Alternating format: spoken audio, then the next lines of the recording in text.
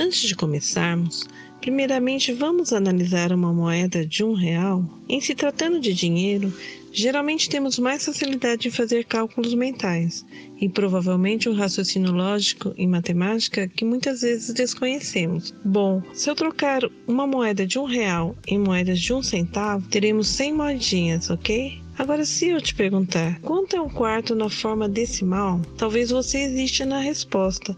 Porém, se eu perguntar R$1 dividido por 4, logo vem a resposta, 25 centavos. 3/4 de R$1 ou 3 moedinhas de 25, logo pensaremos 75 centavos e assim por diante. E se eu te falar que 1/4 é igual a 0,25, que é igual a 25 centésimos, que é igual a 25%, e que se simplificarmos a fração 25 centésimos, voltaremos a 1/4 como o meio, que é igual a 0,50, que é igual a 50 centésimos, que é igual a 50%, e simplificando, voltaremos à fração meio, e assim por diante. E o que é porcentagem? Nada mais é do que algo que foi dividido em 100 partes iguais, como demonstrei em uma moeda de R$1.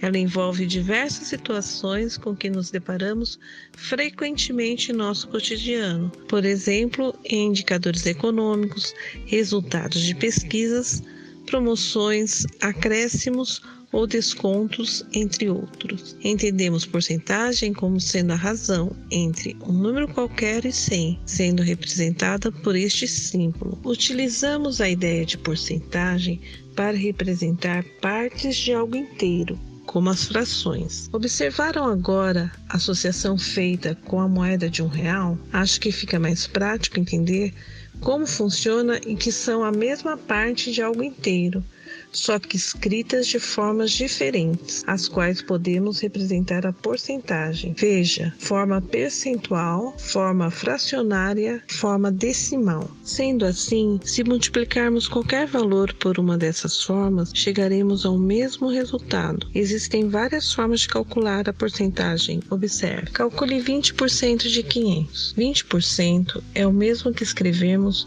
20 centésimos. 20 centésimos vezes 500 é igual a 20 vezes 500 dividido por 100, que é igual a 100. Basicamente, é dividir algo em 100 partes iguais e multiplicar pela quantidade de partes que se pegou, ou seja, dividir o 500 por 100, que é igual a 5, e multiplicar por 20, o que dará 100. Utilizando a regra de 3, ela também é muito útil na resolução de porcentagem. E o que seria a regra de 3? É uma técnica usada para encontrar uma medida quando conhecemos outras 3, desde que essas 4 medidas formem uma proporção. Observe o exemplo abaixo. 80 é 100%. 12 é quantos por cento de 80? Temos 3 valores e precisamos descobrir o outro valor, ao qual chamaremos de x. Para resolver, basta multiplicar em cruz. Ficará 80x é igual a 12 vezes 100, 80x é igual a 1.200. Como 80 está multiplicando por x e precisamos saber o valor de x, isolamos o x e o 80 passa dividindo do outro lado do sinal de igual. 1.200 dividido por 80 igual a 15%. Portanto, 12 representa 15% de 80. Outra forma prática de achar a porcentagem é fazendo uma conta simples de multiplicação. Veja o exemplo. Quanto é 35% de 52? Fazemos a multiplicação. Chegando ao resultado, como é porcentagem, basta deslocar 2 casas à esquerda e colocar a vírgula. No caso de uma multiplicação com números decimais, observe o exemplo. 7,50 vezes 20%. Além de deslocar as 2 casas por causa do número decimal, andamos mais 2 por ser porcentagem e chegamos ao resultado final. Caso queira saber qual a porcentagem de um número em relação ao outro, basta dividir um pelo outro.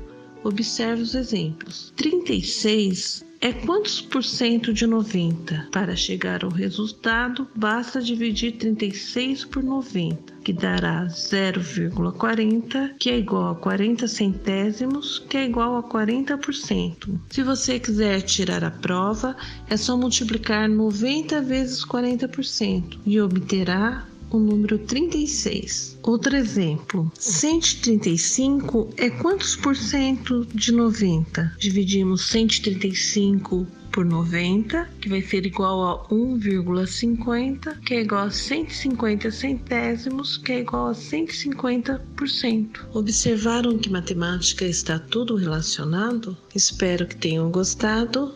Até a próxima aula.